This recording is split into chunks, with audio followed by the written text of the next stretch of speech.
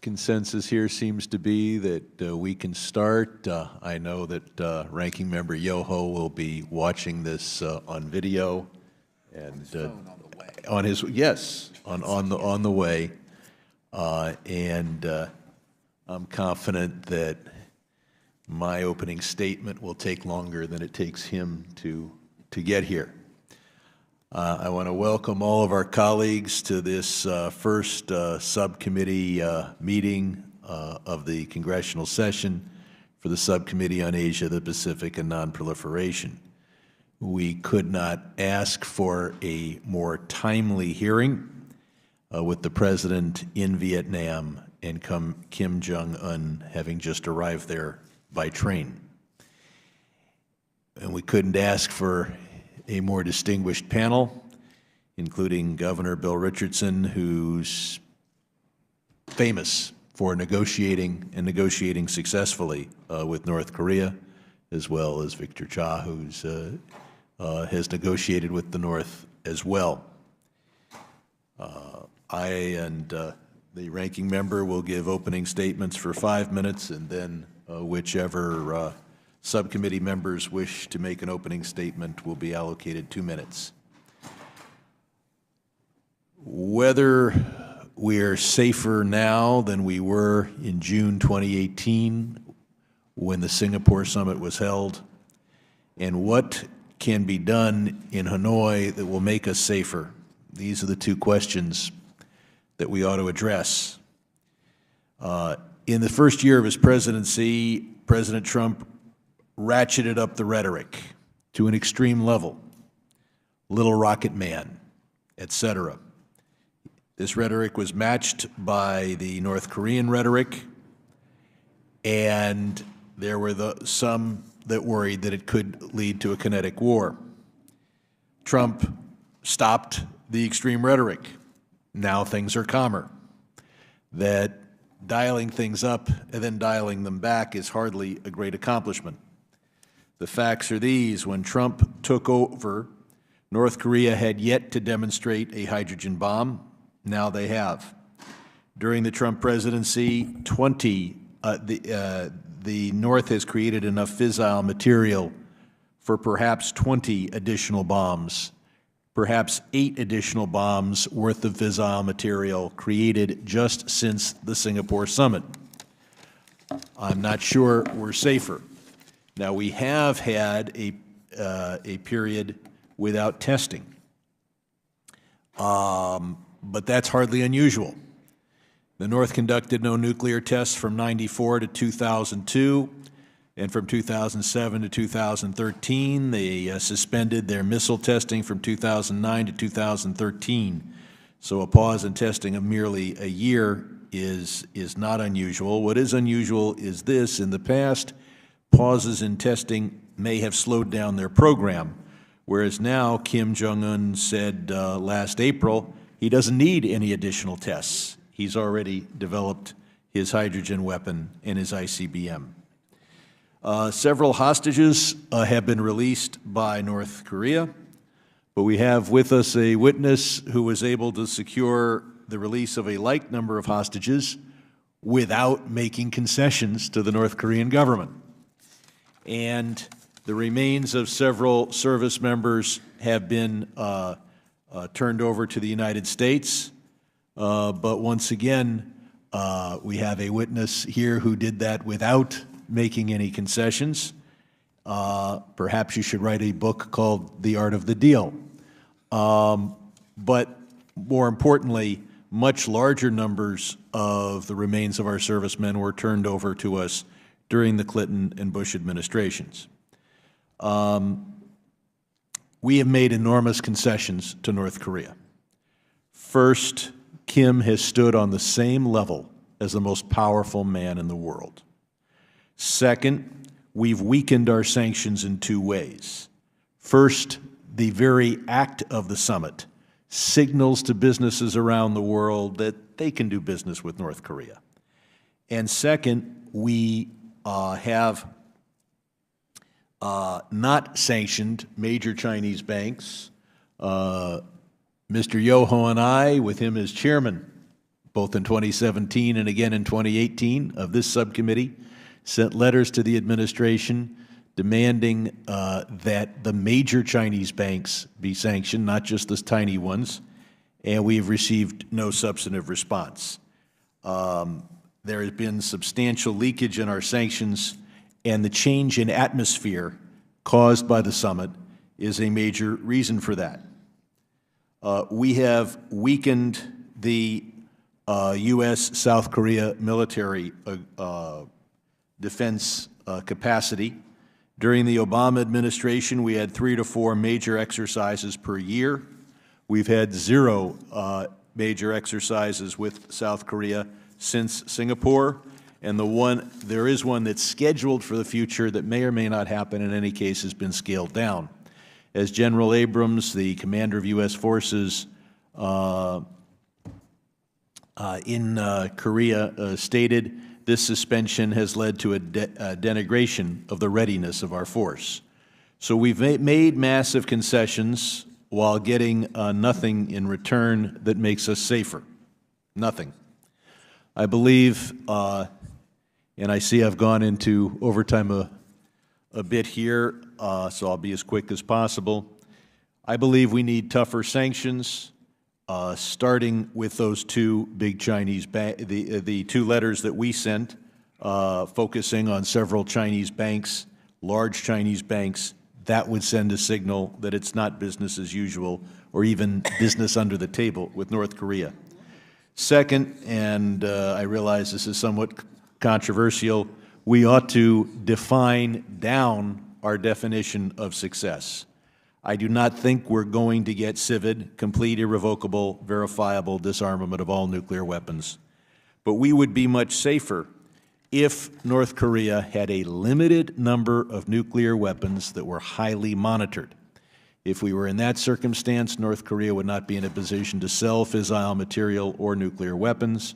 We would limit the amount of damage that they could do, and we could move ourselves to a safer position than we have now. That's certainly much better than seeing new fissile material created every day, even while the summit is ongoing. With that, I yield to the ranking member. There you go. I appreciate it, and I thank you. Governor Richardson, good seeing you. Dr. Cha, good seeing you again. I had the good fortune of having breakfast with Dr. Chung-In Moon this morning, who is the advisor to Moon Jae-in, and his take was a little different. He thought things were moving along very well, and he was very impressed with President Trump and what he's doing. But let me go to my notes. Good morning, and thank you, Chairman Sherman, for calling this hearing. Members on both sides of the aisle share similar national security concerns and oversight priorities in regard to the ongoing nuclear diplomacy discussions between the U.S. and North Korea. This important issue is fitting for our first subcommittee hearing of the 116th Congress. I look forward to continuing the strong bipartisanship and cooperation that this committee has displayed in the 115th Congress. As you said, we are on the letter together, and we're going to continue to hold the administration accountable. This committee works respectfully together, even in some areas we may have disagreements. Over the next 2 days, President Trump will conduct his second summit with Kim Jong-un, the totalitarian leader of North Korea. The word historic is often used to describe this summit. That much is true. U.S. DPRK diplomacy has never before taken place at the heads of states at this level. We shouldn't forget that when President Trump took office, President Obama warned him that the Korean Peninsula would present him his most urgent security challenge. However, over the course of President Trump's first term, we moved from the brink of war to a period of diplomacy. Again, the heads of 2 states, first time ever. As this administration moves forward, let us not forget who Kim Jong-un is. He is number 3 in a family lineage hierarchy that is held to deity stature. He has allowed his citizens to suffer while chasing his nuclear ambitions. He is a dictator who has executed over 140 members of the elite military that surrounded his father and grandfather, including his own uncle. He ordered the assassination of his brother in Malaysia using VX nerve gas. He also threatened the U.S. with nuclear annihilation, and he sent medium-range ballistic missiles over Japan and proudly claimed that he would target our territory in the South Pacific, Guam, and the mainland if so desired. So yes, this is a historic second summit, but we must call for extreme caution as we move forward. Keep in mind, 3 previous administrations have attempted to solve North Korea dilemma and failed, allowing the Kim regimes to advance their nuclear programs and capabilities.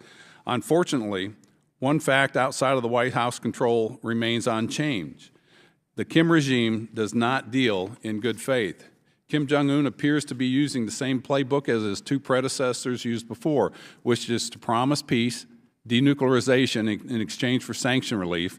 Once this is granted, the DPRK continues their deceit, lying, and continuation of a dangerous nuclear program. We need to note that nothing has occurred since the Singapore summit in 2018 in terms of denuclearization. I'm extremely concerned that any concessions presented by the DPRK's diplomatic outreach are hiding equally significant risks. The President and his team have a giant task at hand. The facts show us that North Korea has not taken any meaningful action to dismantle its nuclear or missile programs. There's been no disclosure of the number of nuclear bombs, ICBMs, or even clear definition of what denuclearization means to all sides. Much work needs to be done during this second historic summit. Meanwhile, Kim Jong-un's international standing has never been higher, as you pointed out, Chairman Sherman. Kim's diplomatic gambit has led South Korean President Moon to embrace him as a partner in a shared dream for peace and reunification. It has given him the pretext of strategic coordination with China and a personal relationship with Xi Jinping. Kim will also visit Vladimir Putin in Russia later this year. Kim's diplomacy has cost him nothing, but has short-circuited the unanimous UN sanction campaign, although Putin and Xi were never reliable partners in pressuring North Korea. Kim has shown he can leverage China-Russian relationships against UN-led sanctions and U.S. maximum sanction strategy, and our goal is to hold the administration accountable. The goal of this committee is to facilitate the summit to allow this administration to be successful where previous administrations came up short.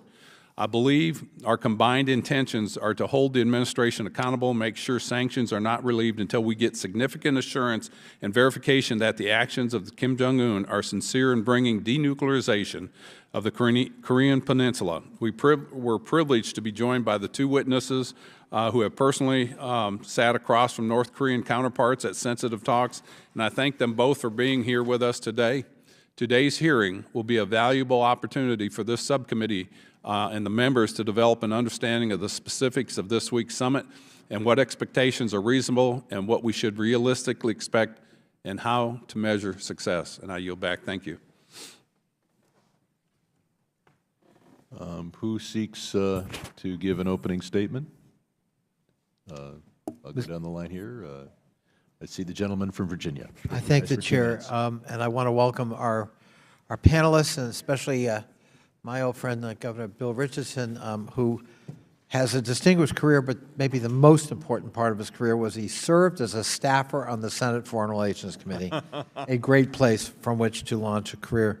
You know, Mr. Chairman, all of us, while our president is overseas at a summit, negotiating with one of the most notorious dictators in the world, we wish him well. We want our president to succeed.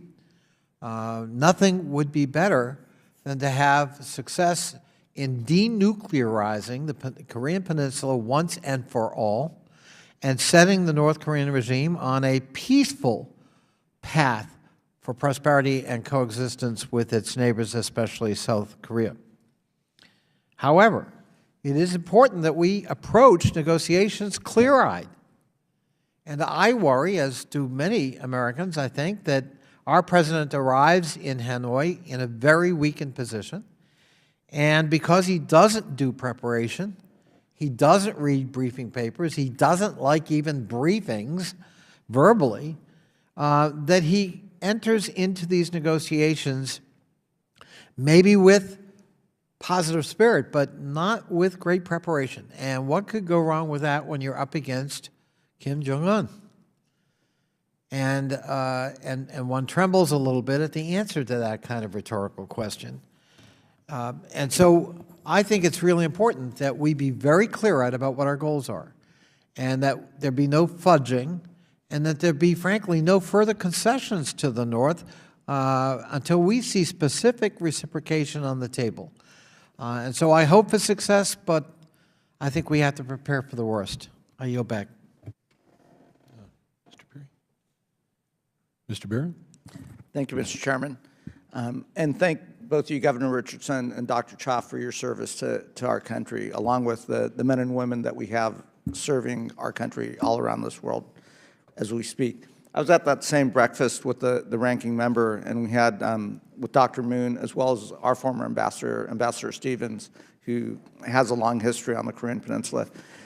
The one takeaway that I think they left us with is, I think as my colleague Mr. Connolly, let's go into this open-eyed, but let's also understand realistic expectations of what we might be able to get out of this. And I think those realistic expectations are, maybe you get the parameters that allow you then to say, okay, here's what the steps are moving forward, as opposed to coming out with any concrete deal, et cetera.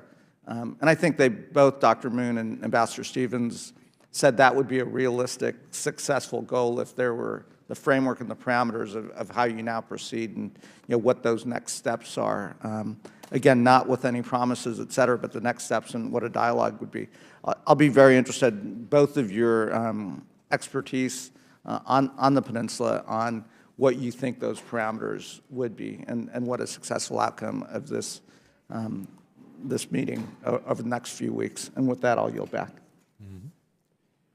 Recognize the gentlelady from Virginia. Thank you to the chair. Thank you, Governor Richardson. Thank you, Dr. Cha, for being here.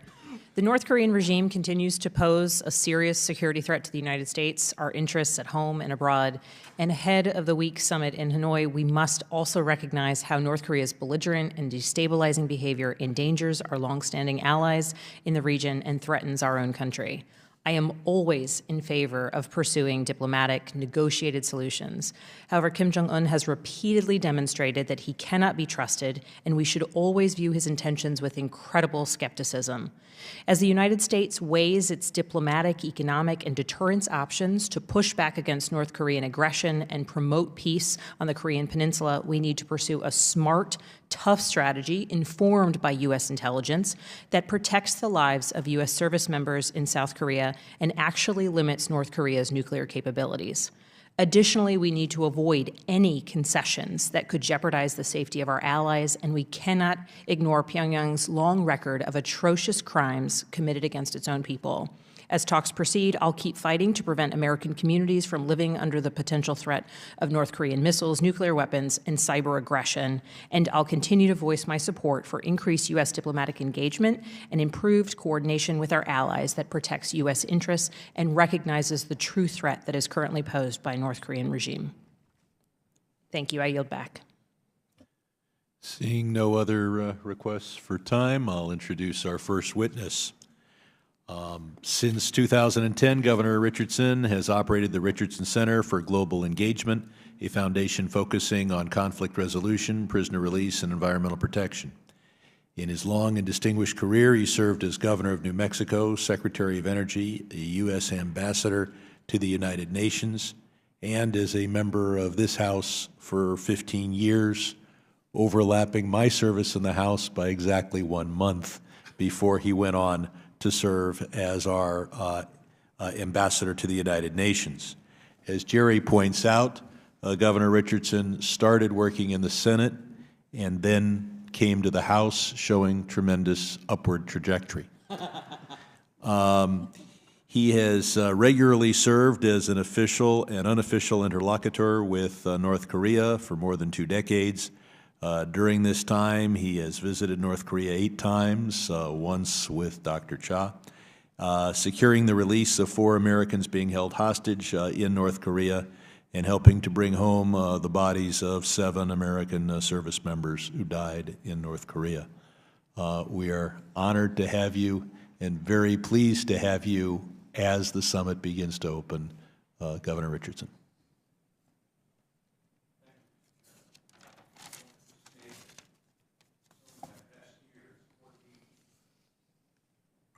Some of my best years, 14, were as a member of this House, although I wasn't privileged to serve on this committee. It's good to see former friends, or good friends, Congressman Connolly, Congresswoman Titus, you, Mr. Chairman. I haven't had the pleasure to speak to others here, but I will tell you, I've been here long enough to say that I saw Mr. Levin come in, and I was elected to Congress in 1982 with Mr. Levin's father, which shows you how long I've been around. And it's great to be with Victor Cha. There's probably nobody in this country that knows the peninsula better than Dr. Cha. And you are right, Mr. Chairman. We went together to North Korea and brought back the remains of 7 of our service members. The first summit between the President and Chairman King in June 2018 produced a good moment for both leaders. They struck a personal relationship, an aspirational joint statement, a couple of outcomes such as the repatriation of remains of U.S. servicemen. And I think the President does deserve credit for taking the meeting with Kim Jong-un. The region is less tense. There's more diplomacy. There's considerable, I would say, better atmospherics in the entire region. However, the last summit failed to produce what I think is a workable framework for negotiations. And like other summits, there was little or no staff work on substance prior to the meeting. As a result, following the summit, the two sides did not have a roadmap on how to proceed. And what we saw was disorganized efforts to get to a framework with both sides positioning, but without any progress. I think Chairman Kim has made it very clear that his preferred negotiating partner is President Trump, not Secretary of State Pompeo, not the chief negotiator, Stephen Biegun, or working level teams. This is why once a second summit was announced, negotiations and communications between the two sides were revived. And by the way, I think that the special envoy for North Korea, Stephen Biegun, is a very skilled negotiator who's worked with many members of Congress, and I would recommend the subcommittee calling him for briefings after the summit. So what we have is a situation where I think these latest talks, unfortunately, the whole issues of disarmament, arms control, which are key, have yielded a bit to what is called peace diplomacy, which is good. But the main focus, I believe, and accomplishments should have been the dismantling of nuclear weapons, WMDs, missiles, and my sense is that the summit will fall short in that area. We should be clear about what our expectations of what is possible, what is not, and what would be the cost of an agreement with the North Koreans. Point number 1, chances that the North Koreans will get rid of their existing stockpiles are very slim or non-existent. They believe that these weapons are the reason we're negotiating with them, and the only reason we have not yet overpowered them militarily. Point number 2, we can expect and demand the North Koreans cease all further development of nuclear weapons, WMDs, and ballistic missiles, and have clear means for verification of dismantling such capabilities. Number 3, we can expect and demand the North Koreans cease any future testing of nuclear weapons and ballistic missiles and have verification of the dismantling of launch and test sites. Point number 4, we can expect and demand the North Koreans cease any proliferation of operations they have on nuclear technology, WMDs, and determine the means to verify this. In return, point number 5, the North Koreans are going to demand the removal of sanctions, the end of the war, the normalization of relations, and the reduction of military presence on the peninsula. So an agreement with these guidelines, I believe, might be possible, should be gradual, but broken into smaller reciprocal steps. Thus, a successful second summit between the two leaders should produce what the first summit failed to do. 1, a detailed framework for negotiations, including timelines, terms of reference, and routine schedule of summits. Number 2, set times for ongoing negotiations, both working level, high level, and perhaps additional presidential summits. Considering Chairman Kim's preference to negotiate directly with the presidential summits should not be ruled out as long as good preparatory work is done. And I'm not sure, because of the president's diplomatic style, that we're heading into this summit with the best preparations. Lastly, terms of reference for negotiations, general guiding principles for a final agreement, definitions and constraints, as well as timelines and benchmarks for the negotiation process. Number 2, and this is very important, an agreed pathway to recover and repatriate remains of U.S. servicemen. As the chairman pointed out, we got some, but there are many, many more. And since this is a mutual interest of both sides, it's an easy and very powerful outcome for the summit. Many of you, I'm sure, have relatives or have constituents that are affected directly with the remains of our soldiers. Very compelling families that have come together to organize and ask that the U.S. administration over the years try to bring back the remains of several thousand of our men and women that have been in North Korea. Number 3, a mechanism and safeguards to mitigate risk of conflict if a crisis in negotiation occurs.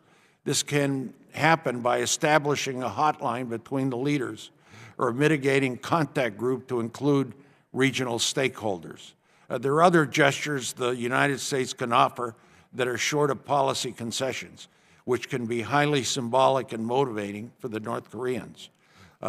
Recommitment to the aspirational joint statement of the June summit. The summit would be a failure, in my judgment, if the following is not produced. 1, failure to produce a practical and detailed framework for negotiations. Failure to define benchmarks and terms of reference. Without such framework, negotiations are going to fizzle once again until the next summit is announced. Number 2, failure to establish a roadmap for recovery and repatriation of remains. And 3, ambiguity and no record of agreements and understandings reached between the two leaders during their one-on-one meeting. So finally, Mr. Chairman, here's my concern. I stated the first one, that the disarmament talks yield and not produce concrete denuclearization agreements. The danger I see with North Korea is they don't want to denuclearize. We have different definitions of denuclearization. My worry, too, is that somehow we will not get in this summit an inventory of all the nuclear weapons, fissile material that North Korea has. They are very concerned, the North Koreans, having talked to them for years, that if they disclose where these sites are, that we're going to bomb the sites, quite frankly, and they don't want to disclose, but that's essential for any kind of verification or arms control agreement.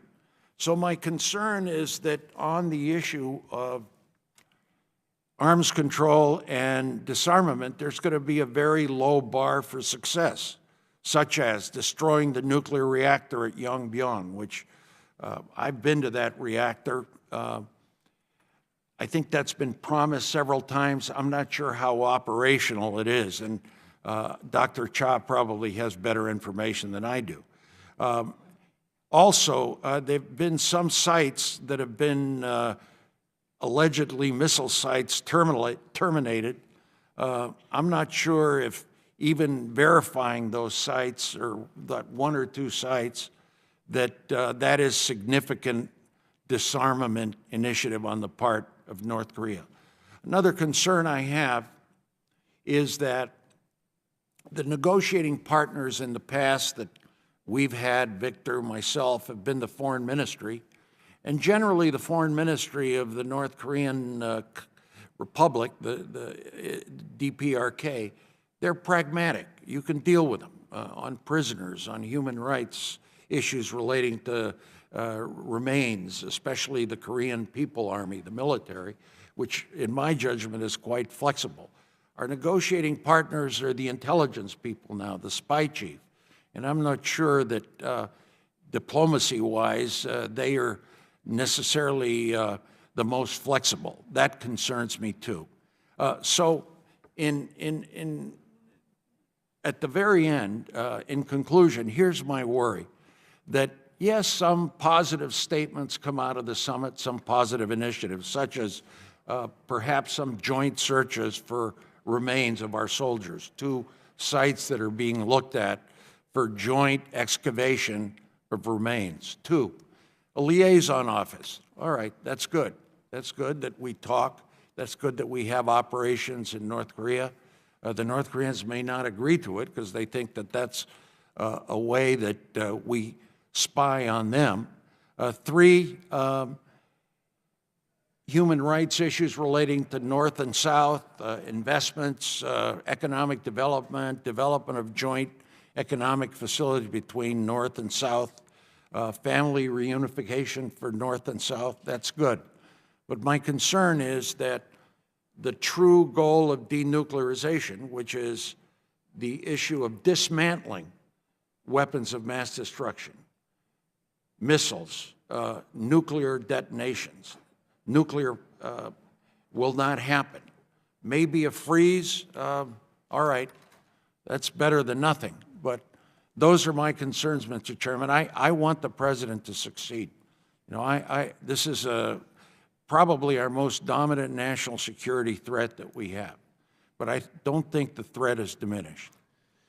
Thank you, Governor. I think we all want the president to succeed. Dr. Victor Cha is a senior advisor and Korea chair at the Center for Strategic and International Studies here in Washington, D.C. He's also a professor in government and international affairs at Georgetown University. Between 2004 and 2007, he served as director for Asian affairs at the National Security Council.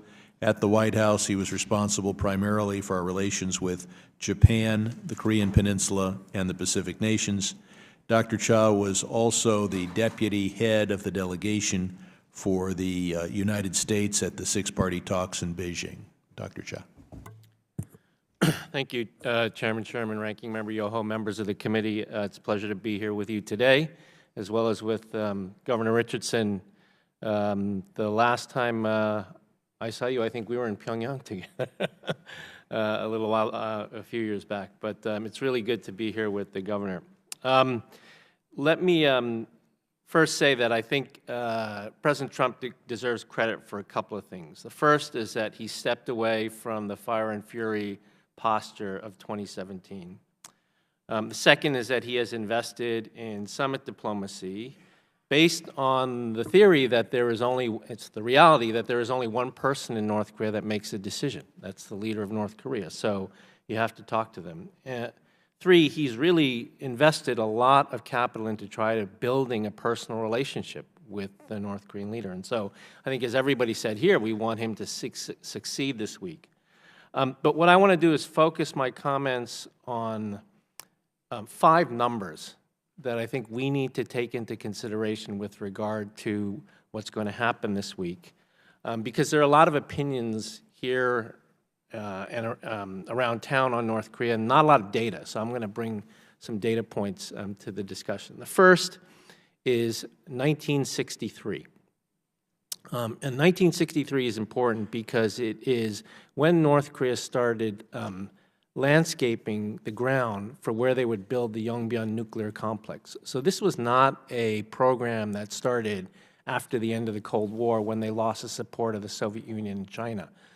They have been building this program for well over half a century. So I think, as many on this committee believe, I don't think they're fully going to denuclearize. The second number is 20. That refers to the number of undisclosed missile bases in North Korea, short-range, medium-range, and intermediate-range ballistic missile bases. North Korea can close facilities without denuclearizing. They can close facilities that they no longer need, things from their past, and they can promise things about their future, the promise not to transfer, the promise not to do more testing. But what they will hold in their hands is the present. And that are things like, those are things like these 20 missile bases, the nuclear weapons stockpile, things of this nature. That's a negotiating challenge. The third number is 108. And this is the number of times that the President has made reference to the question of whether that we need to have U.S. forces in Korea. One of the key metrics for me of the success of this meeting will not be so much what North Korea gives, because I think that they will give very little, but that we do not cut into our alliance equities and offer those as negotiating chips to North Korea. Things like our exercises and our readiness, our troop disposition on the peninsula. These are not things that should be traded for temporary gains on North Korea. The fourth number is 2007. 2007 refers to the last agreement that we were a part of, where North Korea agreed to a peace regime on the Korean Peninsula. And the stipulation then was that at an appropriate time, North Korea and the United States and other parties would engage in peace regime talks. The phrase "at an appropriate time" referred to North Korean denuclearization, return to the Non-Proliferation Treaty, and full-scope compliance with IAEA safeguards. So the idea of a peace regime was contingent on these steps forward. What we are doing now is we are potentially front-loading the peace regime part to see if we can get steps towards denuclearization and compliance with IAEA NPT safeguards. And finally, fifth. The fifth number is 2, and that refers to 2 years have gone by, and the administration has still not appointed a senior envoy for human rights abuses in North Korea. The human rights issue is often framed as a distraction to the negotiations, but it isn't. For all of us to achieve our objectives, the human rights issue needs to be addressed.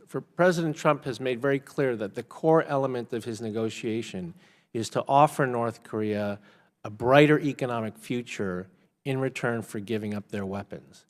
That brighter economic future cannot come without some addressing of the human rights abuses, because there is no international financial institution, there is no general counsel of any American corporation that is going to recommend putting money into North Korea if there are human rights abuses along the supply chain. So it is in the interests of both the United States, South Korea, and North Korea to bring human rights into the discussion. Thank you very much. I'm going to hold off on my questions for a bit and recognize the gentlelady from Nevada.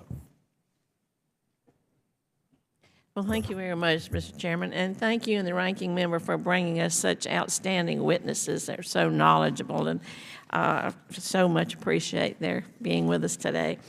You know, both of you have mentioned how the president likes to negotiate directly with the chairman, and he seems to prefer this mano-a-mano kind of diplomacy as opposed to anything multilateral. Some of us believe, however, you have to include your allies as you move forward in any kind of negotiation, and I believe part of our success working with North Korea will be able to work in collaboration with both Japan and South Korea.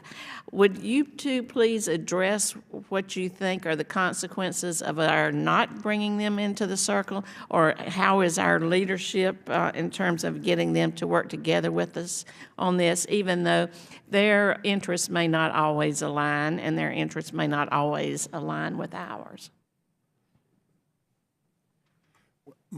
In my judgment, Congresswoman, we need to work with Japan better than we have. My sense is Japan has been left out of the negotiations with North Korea. You know, there's a rivalry with South Korea, who has been deeply engaged with us.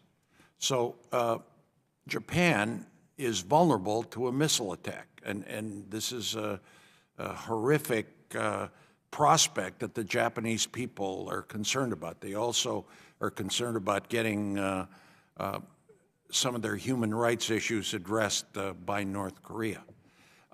South Korea, I think President Moon has been very constructive. He was elected as a peace candidate, a dialogue with North Korea. But sometimes I feel that he is getting ahead of us on wanting an agreement with North Korea at all costs, in my judgment.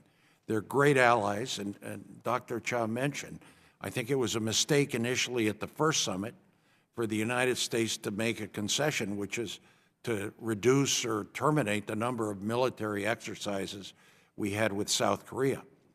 So the last peg here is China.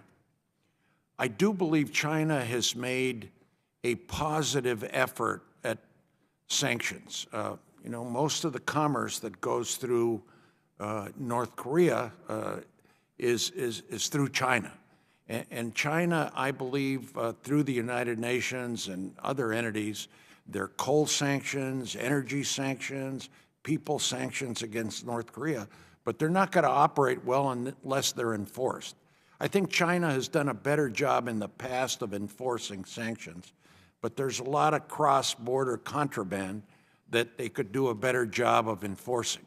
And quite frankly, I've been a little worried. I know we have some tense trade negotiations with China, that somehow China is going to say, well, you know, you want to slap some tariffs on us, maybe we won't help you as much on sanctions with North Korea, which is vital. Russia has not observed sanctions as much as they should. In fact, very little. That's another problem. So you're right, Congressman. You got to have regional support for what you're doing. I'm pleased that they're having this summit in Vietnam. I think Vietnam is an emerging positive country that is pro-private sector, that, you know, is concerned about Chinese expansionism, and I'm pleased that they're part of this regional situation. But the six-party talks, which Victor was involved with, the other countries, which encircle the whole issue, I'm not sure the six-party talks can be revived again. I hope they would, but this is how I see the regional perspective that you mentioned. Doctor? Yes. So on China, the key is to get China to continue to enforce sanctions. Without Chinese economic pressure, the North Koreans are not going to be willing to negotiate in earnest.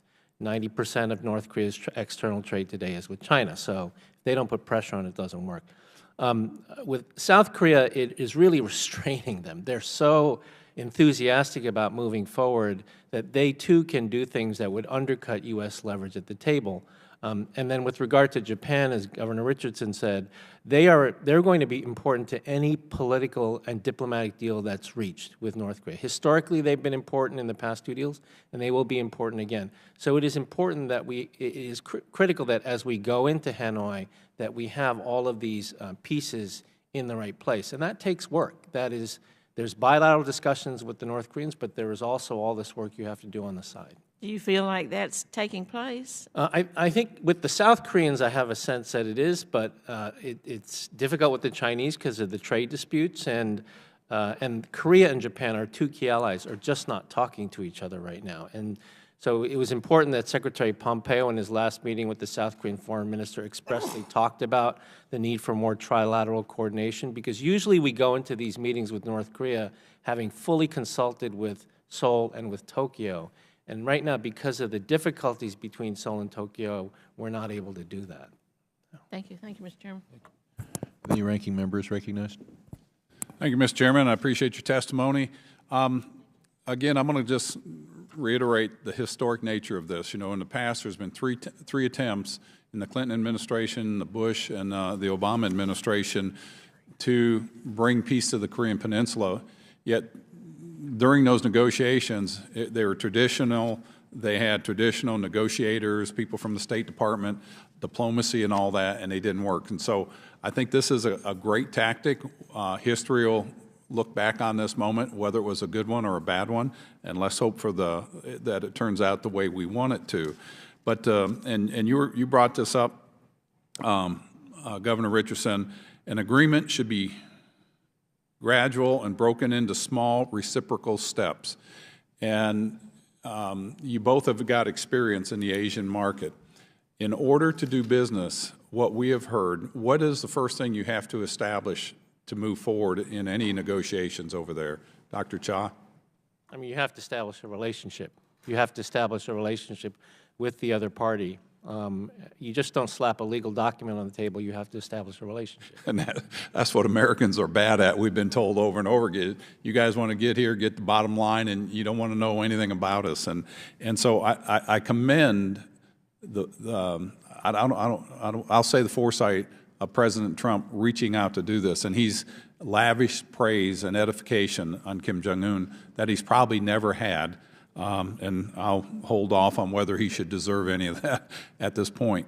But we need to look into the future where we're going, and we can't move forward if we don't have that initial trust and that relationship. And then I had the opportunity to talk to Special Envoy Begin about what denuclearization is. Do we have a firm commitment of what it is that all parties agree on?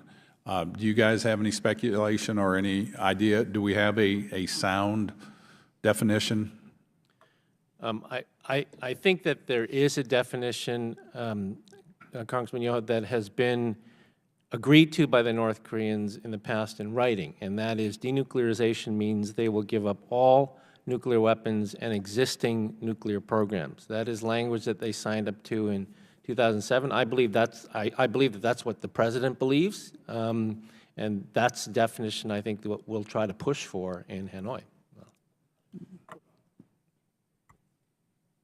I believe the North Koreans, we have a different perspective of what denuclearization is. I think that's the problem. In other words, we think, Congressman, that denuclearization is dismantling, destroying, ending whatever, the 40 nuclear weapons, the WMD.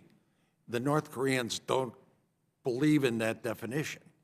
They want to keep their weapons. They want to keep some of their weapons. Now, so far, they've dismantled nothing. So there's a definition, what's the word I'm looking for? A definition deficit here on what denuclearization is. Now, I do agree, you have to have trust. I think maybe that was the word you were looking for in the relationship between the two leaders. And I will maybe take a little issue with what you said. Under the Clinton administration, the agreed framework, North Korea did not produce any weapons for 9 years. And I think the Bush administration negotiated well with North Korea. The problem was North Korea was intent on increasing their arsenal. And they're still doing it right now while saying they're for denuclearization. Right, and let me just add here, I'm not putting criticism on anybody. Right, okay. You know, because that's not going to do us any good. It's what can we learn from that we can move forward. And again, that breakfast I had this morning with Dr. Chang In-moon, he's been there at all three negotiations, probably the only person that was there on the first three, and he's been to every meeting up there with President Moon. he says he has seen a distinct difference in North Korea today from when it was before. Before, when they went there, it was all military that was present in the negotiations in the streets in Pyongyang, whereas today you don't see hardly any military presence. So the atmosphere in North Korea has changed. Let's just hope that we can have a definition that we all agree on, that we can move forward based on that trust. And what he said, that Kim Jong-un has said that we've destroyed Yongpyong nuclear site, but it was a non-functional one is the way I understood it. But yet he hasn't sent anybody in there to verify it from the outside world other than their word. And those things have got to be built upon to move forward. And let's just hope that the skilled people we have with Secretary Pompeo and Stephen Biegun can move in that direction to help facilitate those documents to move forward, and that once and for all, we bring this Korean conflict to an end, peace to the peninsula with reunification as they see fit to serve them between North and South, and that we look at trade, because our top four trading, after World War II, we were in a war with Germany, France, since then it was Korea and Vietnam. None of those countries today have nuclear weapons, and there are some of them our best trading partners. So the idea that we want to implore to Mr. Kim is, you don't need nuclear weapons. Let's just focus on trade and get rid of this and move forward on our economies and our countries. I yield back. Thank you. Sorry. Thank you. That's fine. Gentleman from Virginia. I thank the chair. Well, maybe on a more critical note. I think a case could be made for diplomatic malpractice in how we're approaching North Korea. Remember that this is the administration that ripped up the JCPOA with Iran, that by all accounts is working in every metric because it was inadequate.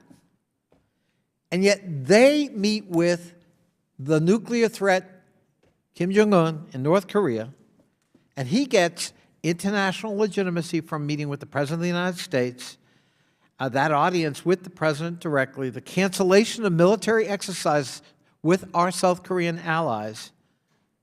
And in the joint statement, they don't even mention that denuclearization needs to be irreversible and verifiable, which is one of our goals. Not even mentioned in the joint statement, nor is there any mention of the North's ballistic missile program, a criticism used to justify the evisceration of the JCPOA. Why shouldn't we look at that and call that what it is? Diplomatic malpractice. We got nothing, and Kim Jong-un got a lot. Now, maybe that's a strategic sort of move where we're being patient and waiting for the future, and this summit may then prove that there are other steps. But it seems to me that thus far, nothing has happened, and we haven't even furthered the goals ostensibly we say we're committed to. Dr. Cha. Thanks, Congressman. So I'm a professor, so I'll give you another number, and that is 7. That is the number of pages that the agreement that we worked on in 2007 was. It was 7 pages long, the six-party joint statement. The JCPOA, I think, was 150 pages. I do believe that if we are going to move forward with denuclearization with North Korea, we're going to need a document that is much more detailed, certainly than what came out of Singapore, and even what came out of the previous 2 agreements under President Bush and under President Clinton. Well, let me just, a little footnote, yes, but from your point of view, after the first summit, did Kim Jong-un commit to anything? No. I think the first summit laid out a statement of principles. In many ways, it was an agreement between the leaders about what the outcome of diplomacy should be, which is normalized relations, a peace treaty, and a fully denuclearized North Korea.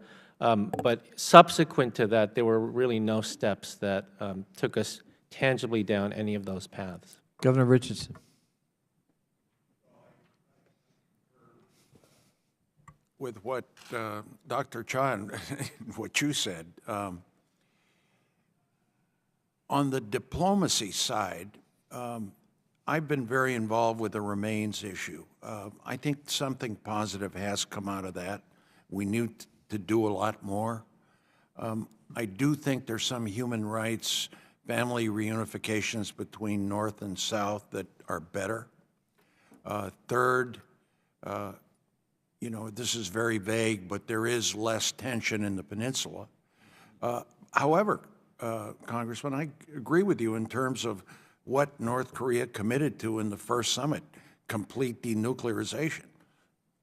They've done nothing there. In fact, they've increased their enriched uranium capability. They, you know, they're not doing much. That's right. This is why I just hope the president and the Congressman Yoho mentioned Stephen Biegun and Pompeo, especially Biegun. He knows what he's doing. Mr. Governor Richardson, because I'm going to run out of time, but I thank you for that answer. Let me ask one other question. One of the concerns some people have is that North Korea is about to get us into a trap, so that we sign an agreement ending the war after 66 years. But in doing that, which is a laudable goal, we undermine the rationale for U.S. tripwire presence in South Korea. Is that a realistic concern, Dr. Cha, and also Governor Richardson? And I yield back the balance of my time. Yeah, I mean, I think there is some concern among experts that in trying to get bigger steps on denuclearization, we might put bigger chips on the table. As I said in my testimony, I think there should be a bright red line between things that we do on sanctions versus things that we do with our alliances. Sanctions, liaison offices, some of the things that Governor Richardson mentioned, they may be part of the bargain, but we should not be trading away alliance equities. If the chair would allow Governor Richardson also to answer, I thank the chair. Yeah, Congressman, I agree. I would not trade an end of the war treaty for unless there's a denuclearization of sizable numbers of dismantling of weapons and WND and missiles. I would not. Perhaps a vaguer statement that says tensions are less and the war is over, okay, maybe, but not as a trade-off unless there's substantial denuclearization. And I'm concerned. There have been some reports that we're considering that. And it means exactly what you said, the vulnerability of us being or having to look at troop reductions in South Korea. We have 30,000 troops there, 28,000. I'll recognize Mr. Berra after I recognize the gentleman from Utah. Thank you, Mr. Chairman and Ranking Member. This is an important hearing. Thank you to our witnesses for being here. I'm hopeful that we see a productive summit. I, for one, view it as historic and important to be taking these steps. However, we know that the Kim regime does not negotiate in good faith, and I think many of us are optimistic but worrisome. Regardless of the outcome of the summit, I, for one, will continue to urge the administration to use every possible economic and diplomatic solution to find answers and bring us forward. As I've listened to your testimonies and the questions of my colleagues, I sometimes feel like we've got a cultural thing here in America where we want to solve everything immediately, and we hope that one summit or two summits has this magic ability to solve it. So I'm curious from both of your perspectives, not whether we're on the cusp of solving this, but how do you see the trajectory? Are we improving and moving in a good trajectory? I guess that's my simple question. Governor first and then Dr. Cha. Well, the trajectory is going to depend a lot on the results of this summit, this upcoming summit, starting today or tomorrow. My hope, Congressman, is that there be substantial progress on the denuclearization issue. You talked about long range. I think it was unrealistic for anyone to expect North Korea to denuclearize completely. They always have, and if you look at that language, they've said it in the agreement with Clinton, with Bush, and they never do it. Now, is there a trajectory that is more positive? I think we've underestimated Kim Jong-un. I think in the end, and I'm not praising him, I'm saying his vision is in exchange for lesser some dismantling of nuclear weapons. He wants American investment. He wants European investment. He wants infrastructure. He wants energy, a new grid. And so the trajectory is in that direction. His father, I think, was more of a, I won't call him, he was more of a negotiator. He used to say, okay, well, you want this prisoner back from the United States? Send President Clinton to pick him up. You know, things like that. And I hate to push you, but I'm going to be short on time, so let me move on.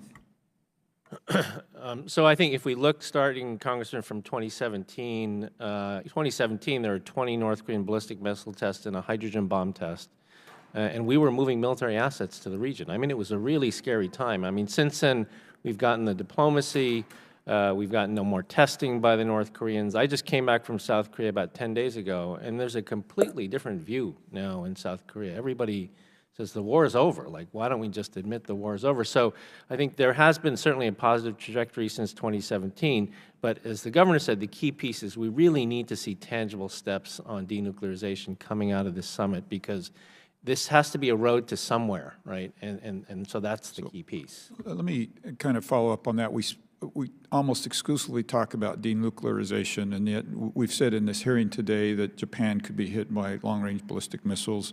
Is it a mistake not to have a broader scope than just denuclearization?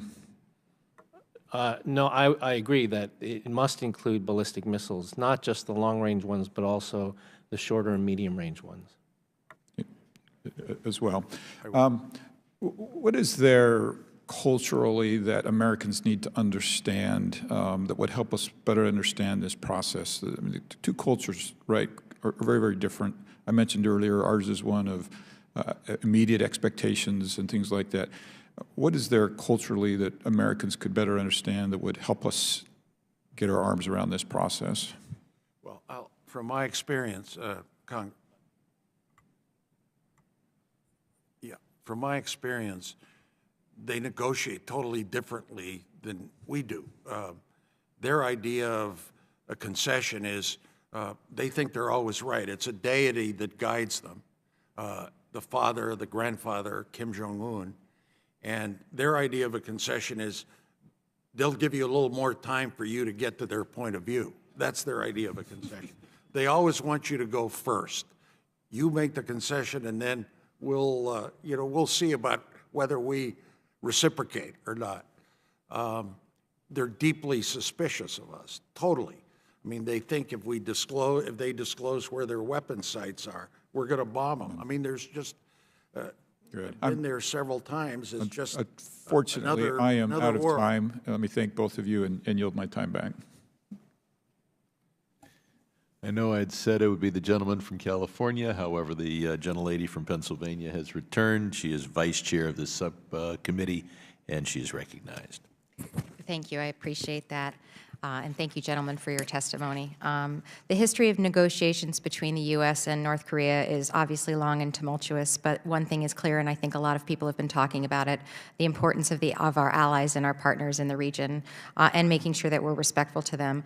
What is your assessment of how the administration is or isn't implementing AREA, or the Asia Reassurance Initiative Act, which we recently signed in December?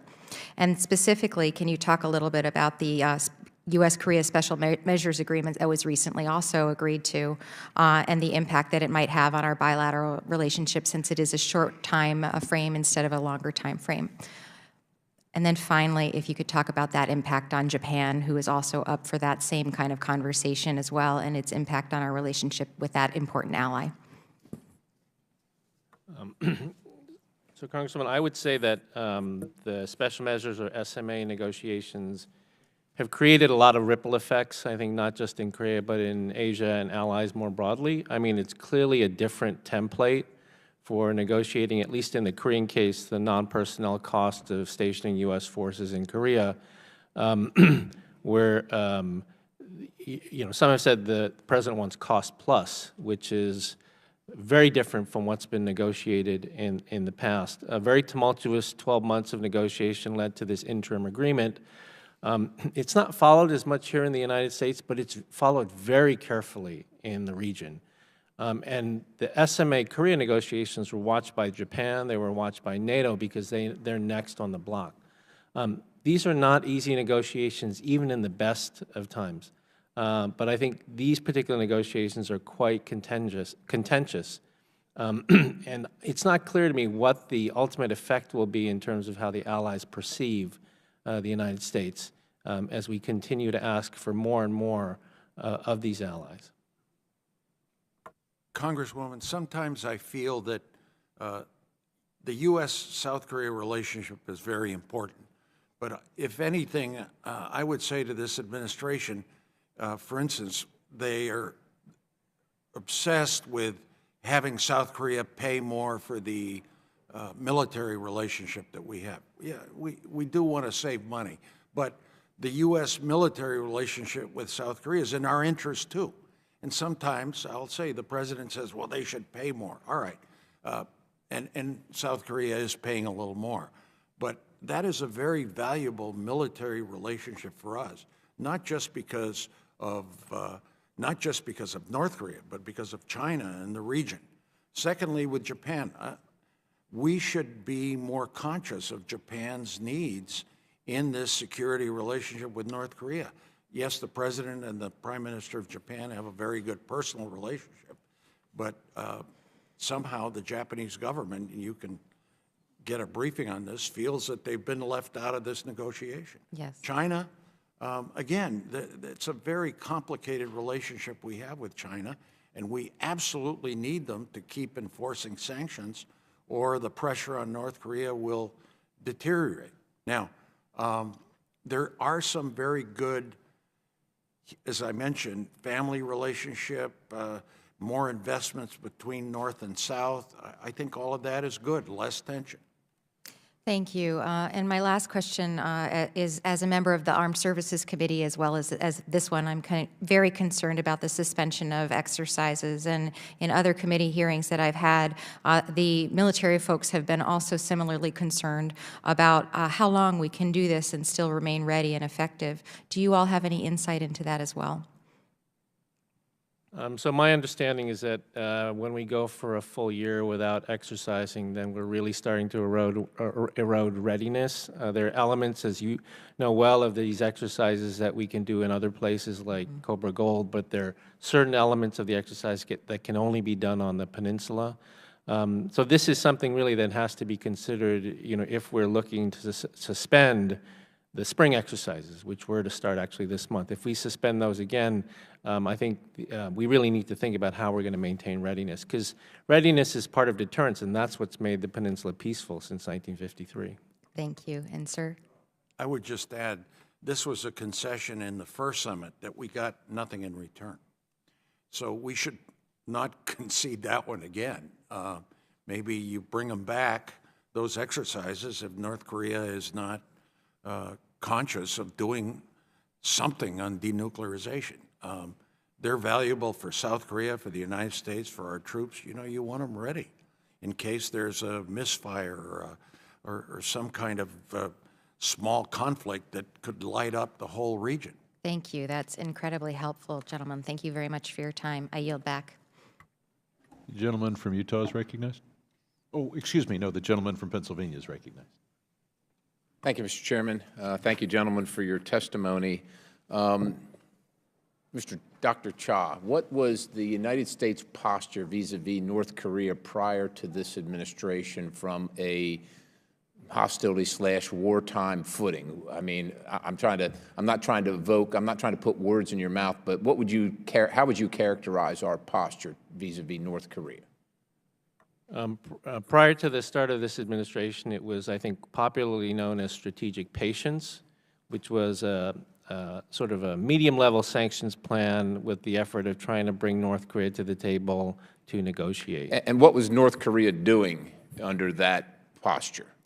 They were actively building their nuclear weapons programs and ballistic missile programs, and were on the verge of testing at the end of 2016.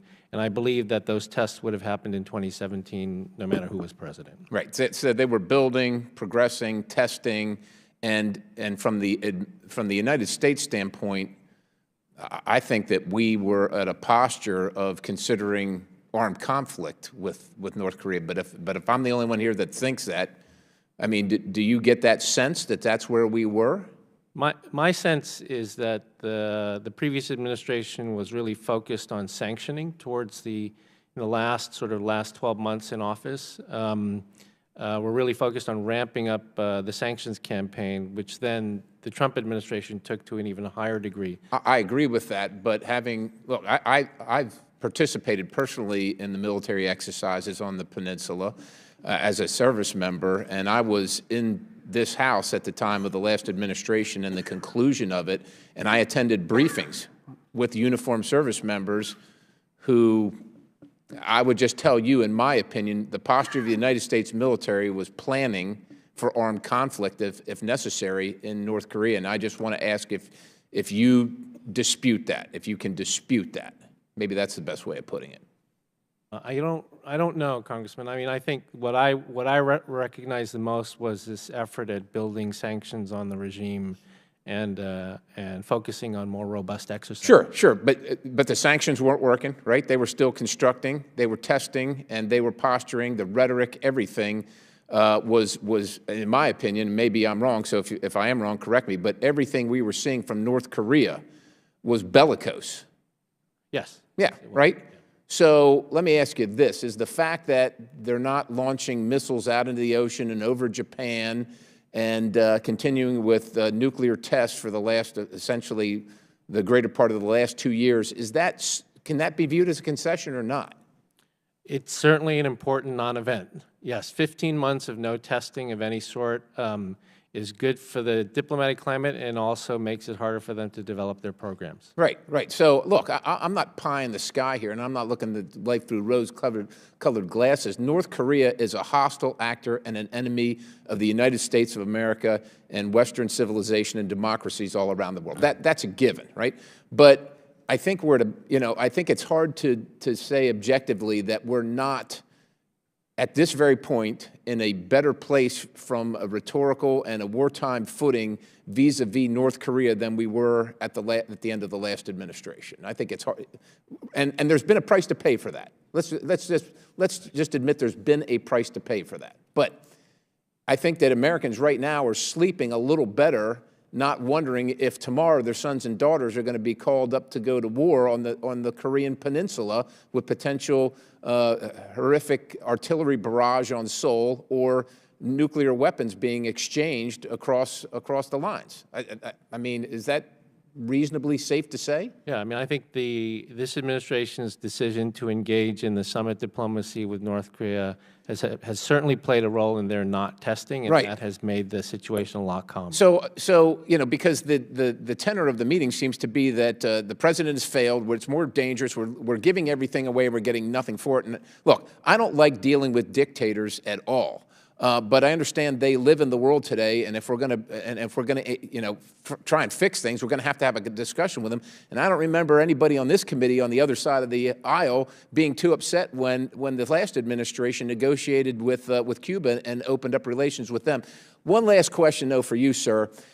With Asian diplomacy, particular and specifically vis-a-vis other places in the world, isn't the personal relationship key to success in that, as opposed to the tenets of an agreement or the facts of the matter? I mean, the relationship is what folks from that part of the world see as key and building a trusting relationship to moving forward. Is that true or not true, generally speaking? Yeah, I mean, I think if we want a watershed agreement with North Korea, you need to establish trust with the only person who makes a decision. And how many meetings has this president had with President Kim?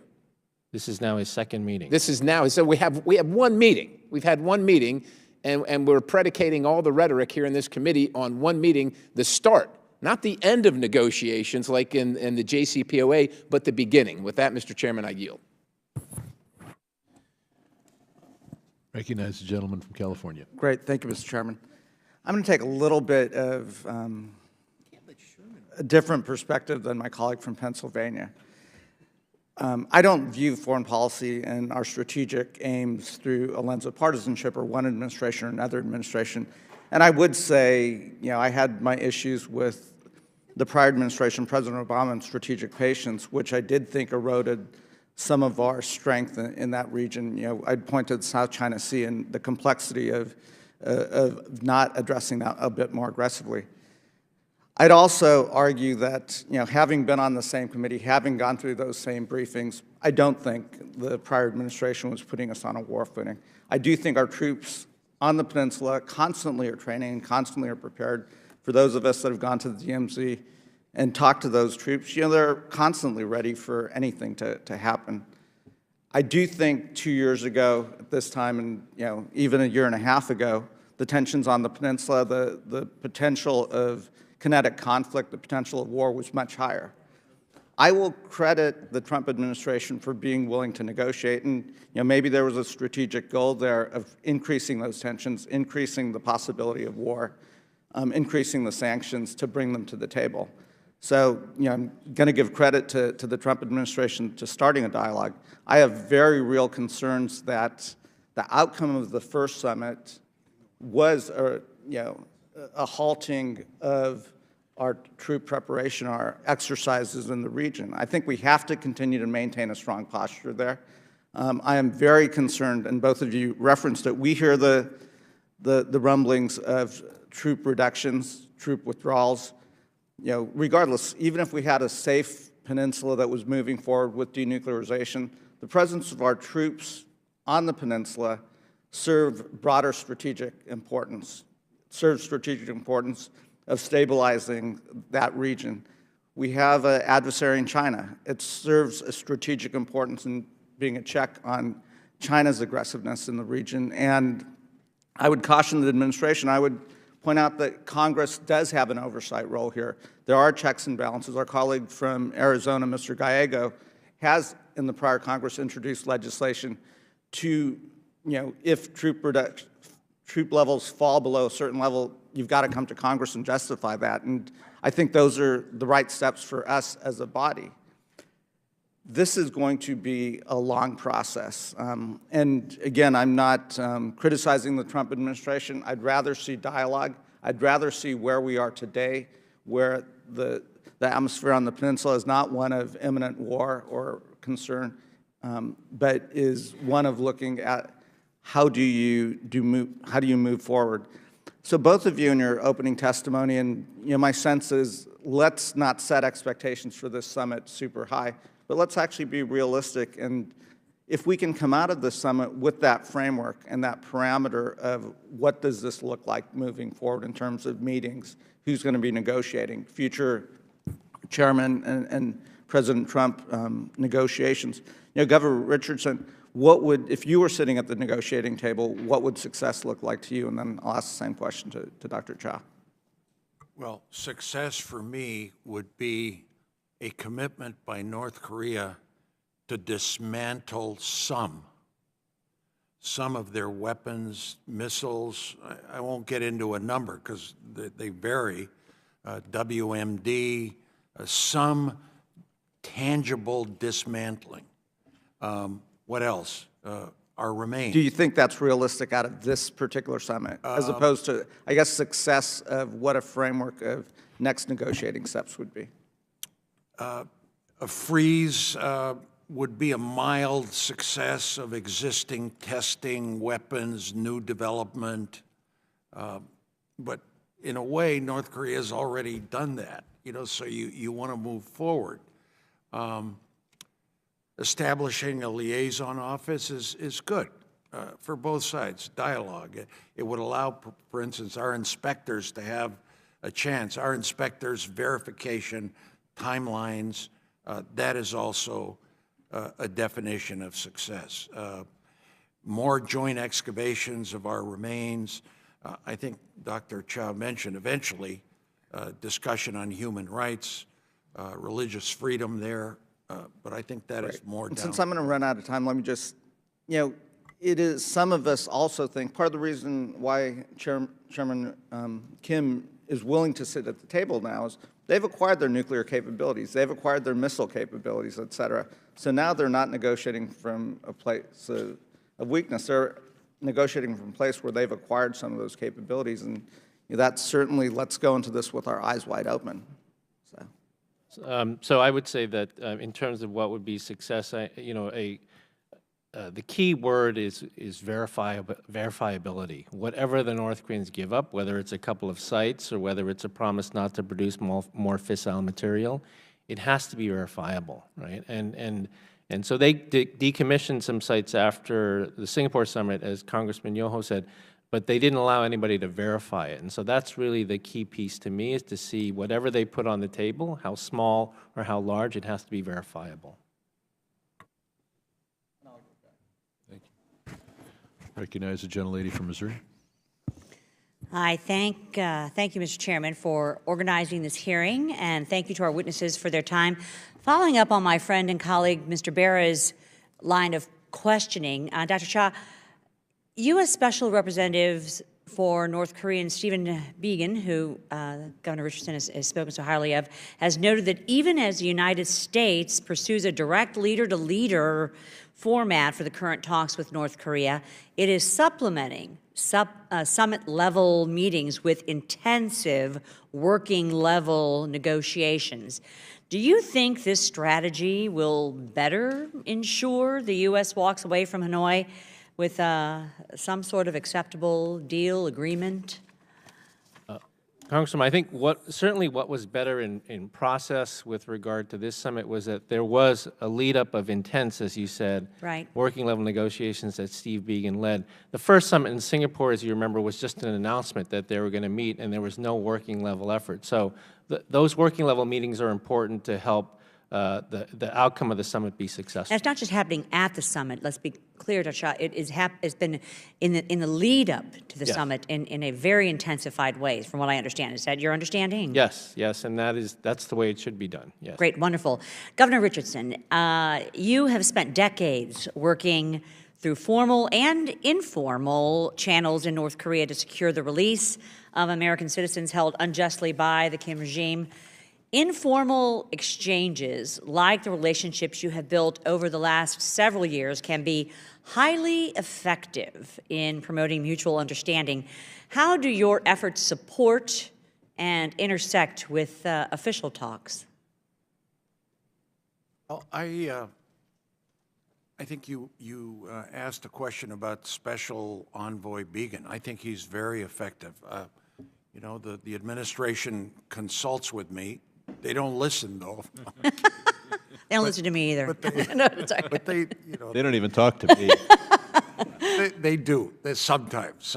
I know. My point here, Congresswoman, is I think you need, yes, presidential to president, that's good, personal relationships. But you need the staff work in preparation for that. And sometimes I wonder, because of the president's style, that doesn't happen as much as it should. I hope he's listening. I mean, we're going to find out in 2 days whether this summit is a success or not. He listens to the Envoy Biegun, to Secretary Pompeo, you know, who's had to negotiate with the North Korean spy chief ever since the first summit or before the first summit. My worry is, and before I think you came in, I said it's better to negotiate with the foreign ministry types in North Korea rather than the intelligence people, because they're more flexible. We'll see what happens in this next summit. We're kind of hanging on for the result. But you would agree that both formal and informal lines of communication are important, correct? Absolutely, absolutely. You know, on prisoner exchanges, on rescuing American servicemen, on remains.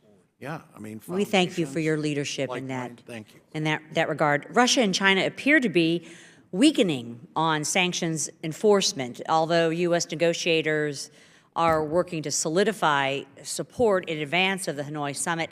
Dr. Shah, how worried should we be about Chinese and Russian compliance, and how can the U.S. convince the international community to kind of hold the line? So it is, I think it is a real problem, Congresswoman. Any agreement we make with North Korea has to be enforceable, and enforceability means also sanctioning if they violate the agreement, and China holds a lot of cards when it comes to sanctioning. I mean, I think the only way to really compel China to do this is to be willing to secondary sanction. I mean, to go after Chinese companies that are willfully and knowingly violating U.S. law. That's the only way to. So you found the secondary sanctions can be very effective. In this regard. I think they can. They certainly spread the net of who is responsible when it comes to this. I mean, China is a UN Security Council member, so they should be complying with the 11 UN Security Council resolutions with regard to North Korea, particularly on trade, but they really haven't been for about 15 months now. Well, thank you. I think my time is about to expire, so I yield back, Mr. Chairman. Thank you. I'll recognize myself at this point. As to denuclearization, I'm not sure that we disagree as to what it means. I think we disagree as to when. All the signatories of the Non-Proliferation Treaty, including Russia and the United States, are on record saying we look forward to eventually having no nuclear weapons in the world, and I'm confident that Pyongyang will denuclearize as soon as the United States and Russia do so. As to the change in the level of tension, 2015 and 2016 was not a period of particularly high blood pressure. We had a policy of strategic patience. Wasn't a good policy, but at least it wasn't a policy fraught with tension. The tension was in 2017. It has declined since then. As to a minimal level of success, I think I mostly agree with the governor, but I would say that if we had a verifiable halt to the creation of more fissile material, that would mean we were safer. If all we have is a halt to testing, well, Kim has said he's done all the testing he needs. So a new test might not make us less safe, since it would give him the information he already has, or claims to already have, whereas clearly a halt to the creation of new fissile material, if verifiable, would make us safer. Dr. Cha, you talk about the importance of human rights. We obviously need to be bringing this up. It's very important to the North Koreans.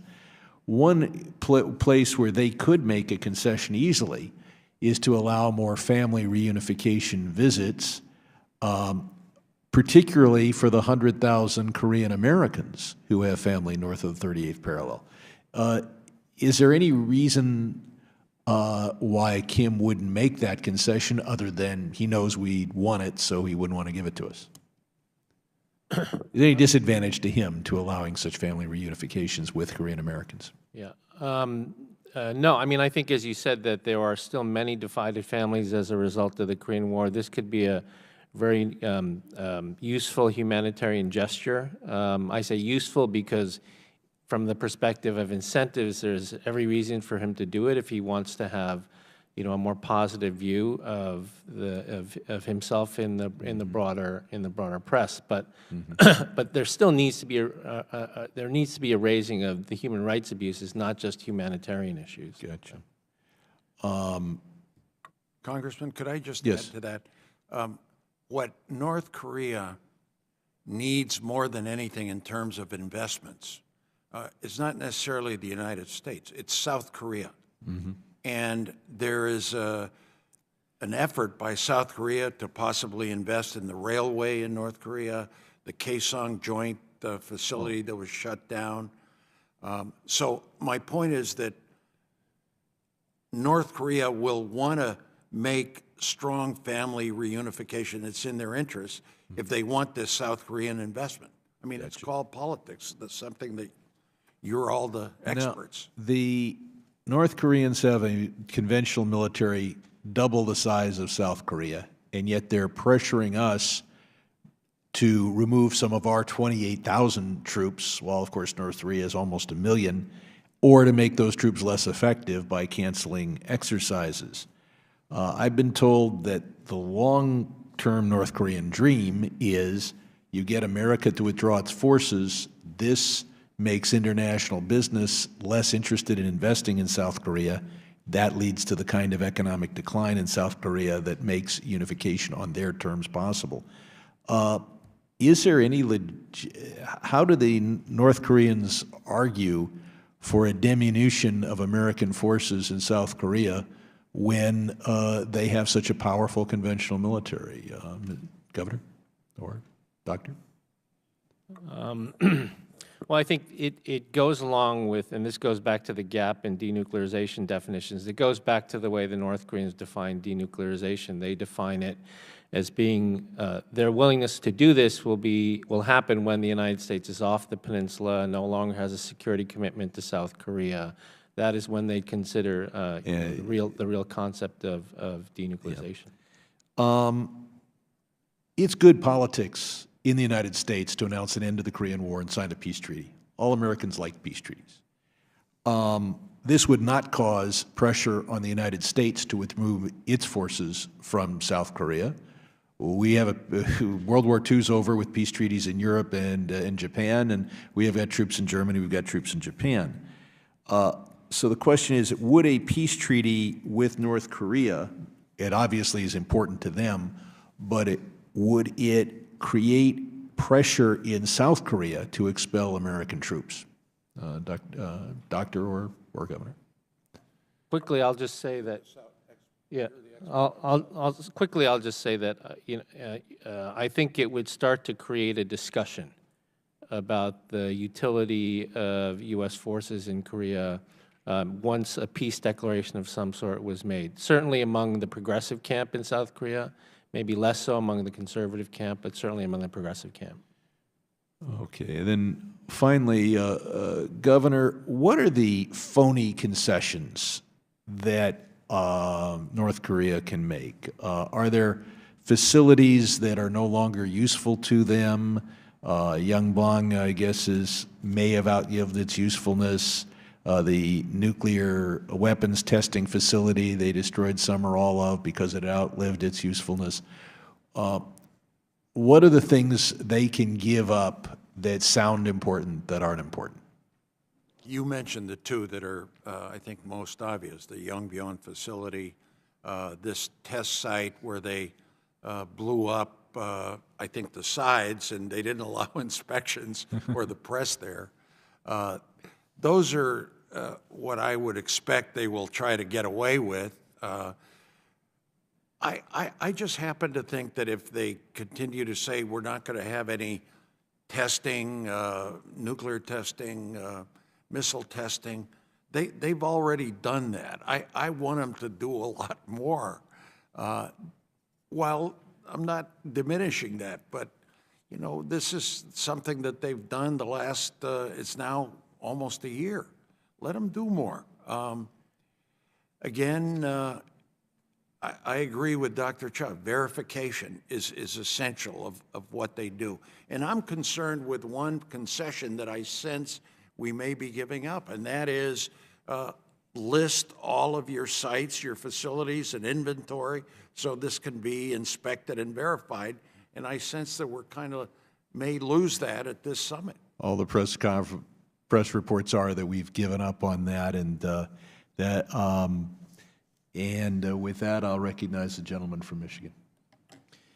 Thank you, Mr. Chairman, and thanks to you and the ranking member for the terrific witnesses here. I thank both of you for coming. Good to see you, Governor Richardson. Dr. Chai, I want to start with a question for you about human rights. The logic behind choosing Vietnam for this summit's setting seems to be that if Kim sees firsthand Vietnam's economic success, he'll want to mirror that success in North Korea.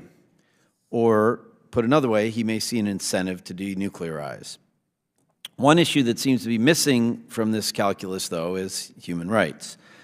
Human Rights Watch reported earlier this month that, and I'm quoting, Vietnam's one-party state severely restricts fundamental civil and political rights and has stepped up its harsh crackdown on activists and dissidents. Reports indicate that these crackdowns range from arbitrary arrests of activists to a lack of press freedom to a grossly unfair legal system. Amnesty International has documented more than 100 prisoners of conscience who remain in prison at the risk of being tortured or ill-treated. So my question to you is there a risk that Kim will get the message that North Korea can indeed achieve what Vietnam has, and that just like Vietnam, he doesn't need to respect human rights to do it?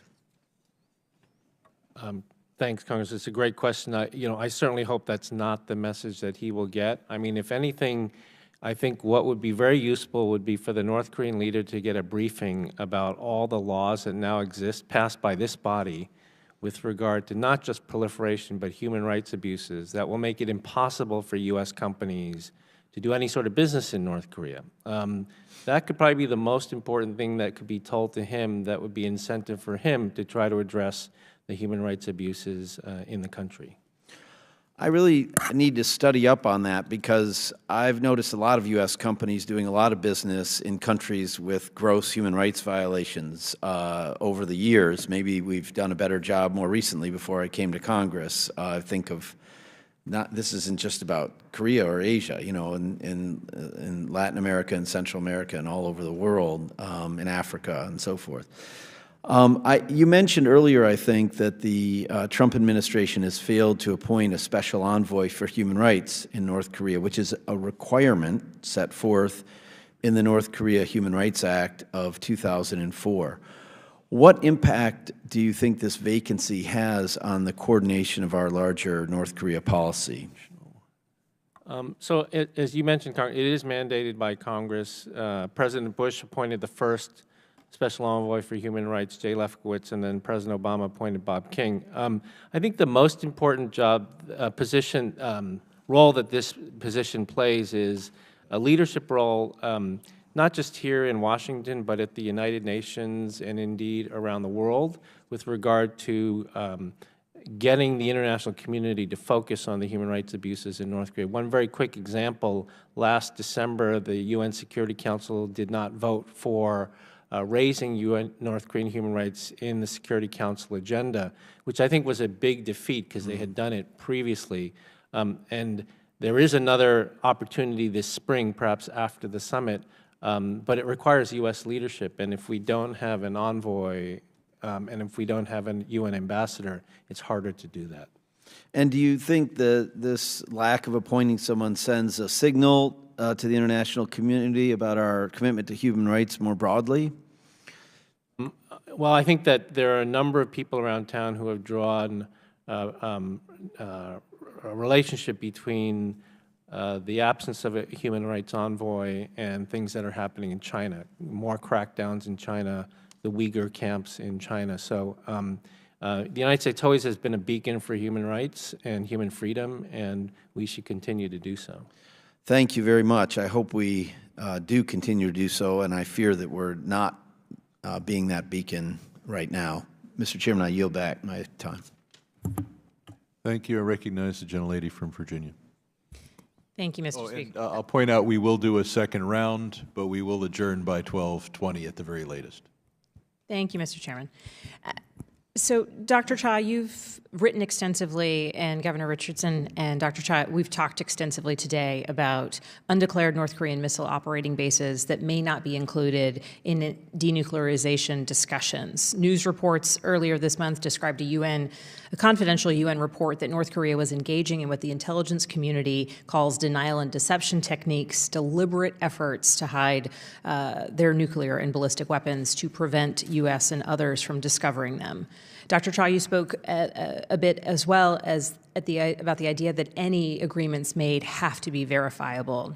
So my question is, given the denial and deception, how can we ensure that inspectors, given whatever agreement is made, are gaining access to all of North Korea's weapons and facilities and operating bases? And how can the U.S. negotiate an agreement with North Korea that would actually account for any undeclared weapon sites, development facilities, or operating bases, and ensure that we can verify whatever agreements are made? Well, it requires the president to raise it. I mean, this is, I think there are things that North Korea will be willing to put on the table in the discussions over the next 48 hours. But the key condition, I think, for our side to say that this is useful or successful would be conditions and protocols for verification. I mean, once they agree to verification, we know how to do it. The International Atomic Energy Agency knows how to do it.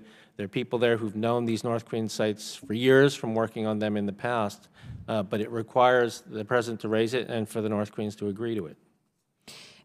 As a former intelligence officer myself, I'm a former CIA officer, I'm particularly concerned about what appears to be a growing disconnect between our political and intelligence leaders, and in particular, the undermining of objective, nonpartisan intelligence assessment. So following up on that notion of what's verifiable, allowing third-party organizations to determine what is in fact happening on the ground in North Korea, and also listening to our intelligence community assessments about what's happening in North Korea. Do you have any thoughts about what we as members of Congress can do to ensure that the White House is, in the first place, receiving, considering, and then evaluating the intelligence information and other information that is available and created to help inform U.S. policy engagement with North Korea? It's a great question, and again, given your experience in this area, you know a lot more than I do about this. I will just say that when we were doing the negotiations 10 years ago, the intelligence briefing that we got every morning was about the most important information that we could work from. And without it, personally, I felt like we were just flying blind.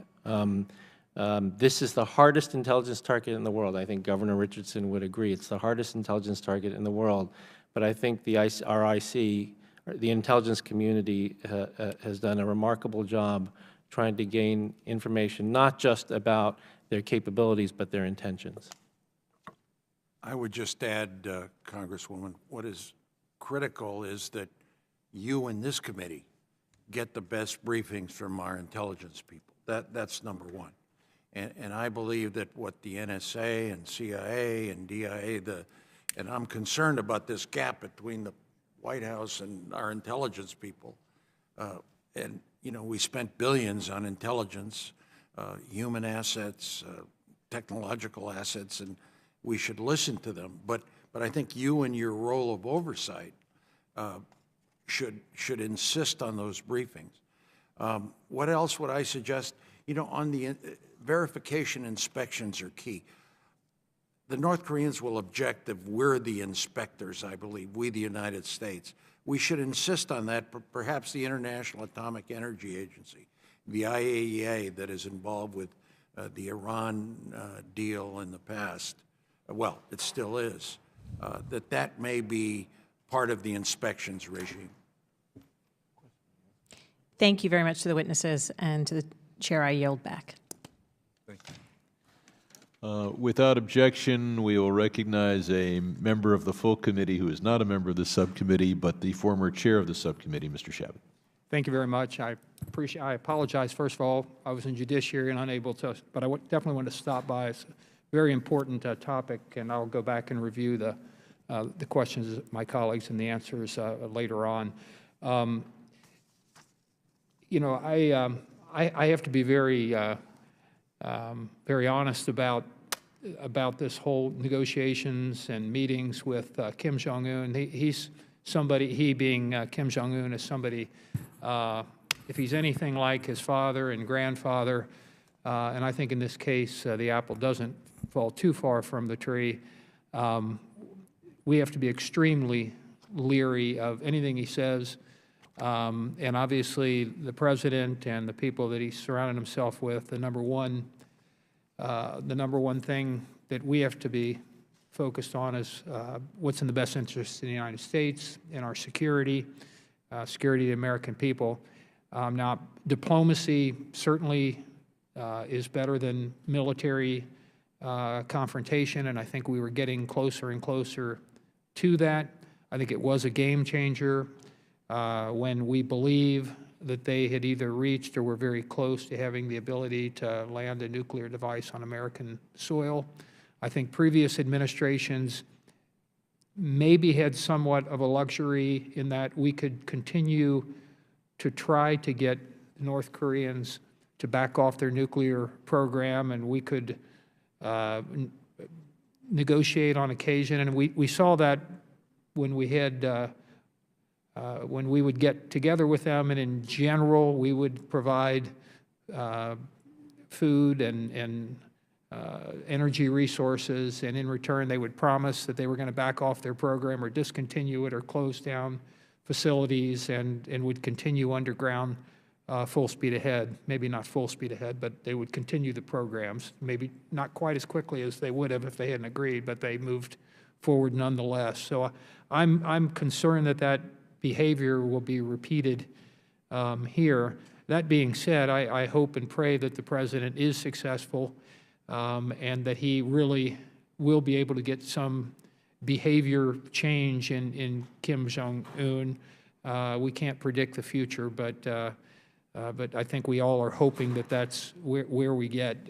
So I guess my question then, after rambling on there for a couple of minutes, is should we be in a, like President Reagan said, he said obviously when negotiating with the Soviet Union, trust but verify. Is this should we be distrust but verify? But hopefully, for example, is somewhat, well, not somewhat, quite skeptical. Am I likely to be surprised, and there really is a possibility here that we will have peace on the peninsula and they will denuclearize?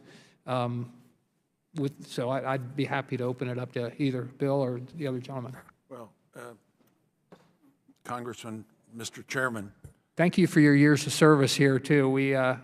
A lot of us, especially those who have been around the block, it was an honor to call you a colleague, and you've done great and done wonderful things for our country all over the globe. So thank you for that. Well, my answer is I was going to commend you for your very hopeful and positive statement. I believe we need to continue these negotiations, even if this next summit does not appear to bear many results. I'm concerned about that. But this is the tensest region in the world right now, I believe, with nuclear weapons, with missiles, with our allies, with our troops, 28,000 in South Korea, 30,000 in Japan. I think we need to keep talking and dialogue, even if we don't get the results we want at this summit, needs to continue, and regardless of what administration's in power. Thank you. Sir. Yeah, yes, I am uncertain, as you are, Congressman, of whether we can get to full denuclearization, but I do know that any steps we take along those paths cannot simply be promises that are made without verification, because it makes no sense if nothing can be verified. And in the end, if we take steps along those lines, then we're moving in a positive direction. Thank you. Thank you very much. I appreciate that, and I want to thank the chair and the ranking member for allowing me to participate. Thank you very much. Thank you. One thing about sanctions is that if you're dealing with the democracy, you have a little bit of sanctions. You say depress income in the country by 10%. That's a big deal. It's not a big deal to Kim whether his people are 10% richer or 10% poorer. And so the problem with partially relaxing sanctions is that you certainly do not have regime-threatening sanctions if you go from what I think are the inadequate sanctions we have now to something even less. My first question is about the train. Kim flew to Switzerland when he was a student. He flew to Singapore last year. He's on a train through China. Why? Well, first, the maintenance record of North Korean aircraft is not the best. That's one. Secondly, you know, this has been a tradition in his family. Yes, I mean, his father used to go to Beijing on an armored train. Go to China or Russia by train. I've seen that train. You ought to go see it. It's in a museum in Pyongyang. Well, they move it in and out. But lastly, I think it's mainly a security issue, and symbolically, I think Kim Jong-un was trying to show that he went through China and he needs China, so it was giving visibility to China, and I think going to Vietnam is a signal that North Korea wants to do business outside of China with Vietnam. We have this image that Kim is in total power, yet I've studied dictators and none of them are in total power. If he was in total power, he could do whatever he thought was in the long-term interests of his dynasty. What restraints are there? What red lines can't he cross? What people in Pyongyang can't he cross? What institutions? Or is he really the thing I haven't been able to find in history, and that's the total dictator? It's a great question, Congressman. It's a hard one to answer, I think. There was a view when he first started that because of his inexperience, he needed to balance different factions in the party, the military, and of course the family. But he has since then gone on, as you know well, such a ruthless purging campaign that I think many experts saw his trip to his first trip to China, first time out of the country, for as long as he was gone, as a sign that he really had consolidated power. So I think there still is a degree of purging taking place, but I think relative to when he started, he seems to be in about as secure a position as we could have imagined, 6 years ago, and he does seem to be calling the shots. If, and this would be my wildest fantasy, he just goes to Vietnam and gives up his nuclear program in return for getting the Apple headquarters and maybe Amazon as well, moved to Pyongyang, whatever it took. If he were to do that, and none of us expect it, what repercussions would he have at home, or can he just go back and say, hey, it's time to be Silicon Valley? He has total control in North Korea. I think he's more secure than ever before. His main objective, Congressman, or Mr. Chairman, his main objective is to stay in power, more so than détente with the United States or stay in power. And I think a source of that is keeping his nuclear weapons or some of his nuclear weapons. I think what you suggested may be a little wishful thinking that he'll give it up, but he has said to his people, we have to improve our economy. And in a way, he said, the only way we can do that perhaps is they always want to deal with the United States. They'd say to me, we should settle things, the U.S. and North Korea, not China, not Russia, not South Korea. We're the big guys around here. So I think that's why they're talking to us.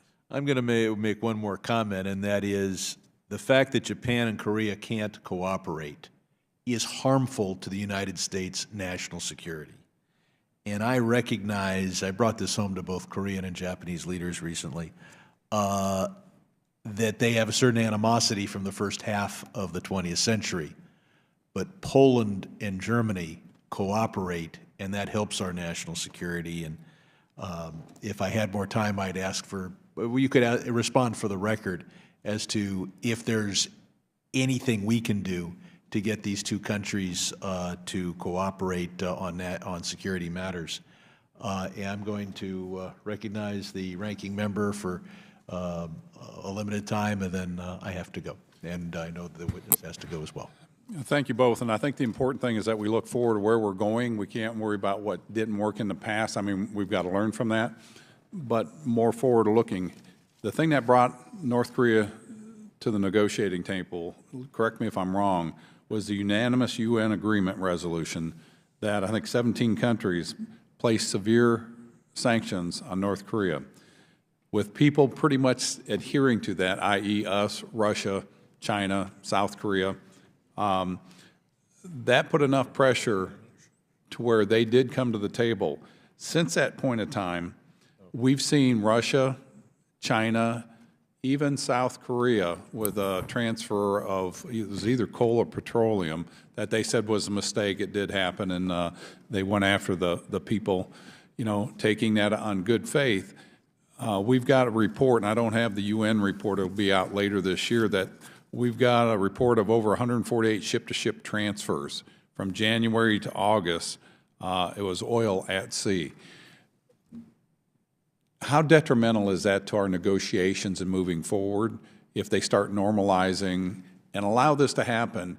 And then, more importantly, what I'd really like to hear from you, your recommendations to us on this committee as a bipartisan group to where we can hold the administration or South Korea or China or Russia accountable so that we keep that maximum pressure on them until we get a clear blueprint of where we're going, and then the verification. I wanted to ask you real quickly about that, but if you would answer those.